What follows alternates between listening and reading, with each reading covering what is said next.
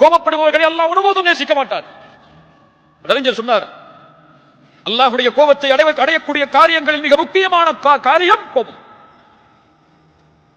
கோபம் அடைவதற்கு அல்லாஹ் அந்த உரிமையை கொடுக்கவே இல்லை யாருக்கும். நாம் யார் நமக்கு சமமான படைப்புகள் மீது கோபப்படுவதற்கு? நீ இந்த படைப்பை படைத்தவனா?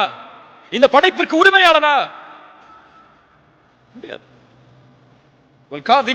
என்றால் கோபத்தை விழுங்கிக் கொள்வார்கள்.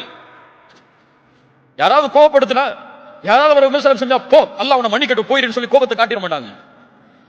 கோபத்தை விழுங்குவார்கள் என்றால் யாராவது கோபப்படுத்தினால் இவன் சிரிப்பான், அடக்கிக் கொள்வான் உள்ளே. அது வெளிப்படையாக வரும் சிரிப்பார். ஜஸாக்கல்லாஹு கைர், இனிமே நான் திருத்திக்கிறேன் போயிடுவார். அவர்கள்தான் கோபத்தை அடக்குவார்கள்.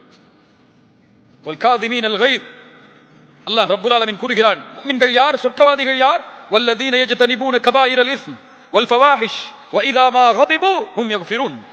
என்ன ஒரு குவாலிட்டி! அவர்கள் யார்? கோபம் அடைந்தால் மன்னித்து விடுவார்கள். கோபம் வந்தால் கட்டுப்படுத்துவார்கள் என்றெல்லாம் இந்த வசனத்தில் சொல்லல. அவர்கள் கோபப்பட்டால், யார் கோபத்தை ஏற்படுத்தினார்களோ அவர்களை மன்னிப்பார்கள். கோபப்படும் பொழுது என்ன சொல்லணும்? கோபப்படாதே, உனக்கல் ஜன்னah, உனக்கு சொர்க்கம் உண்டு. அது முக்கியமா? இந்த கோபத்தை அவருக்கு வெளிப்படுத்துறது முக்கியமா? நீ பலசாலி நீங்க நிரூபிக்கிறதுக்கு முக்கியமா? உனக்கு சொர்க்கம் முக்கியமா?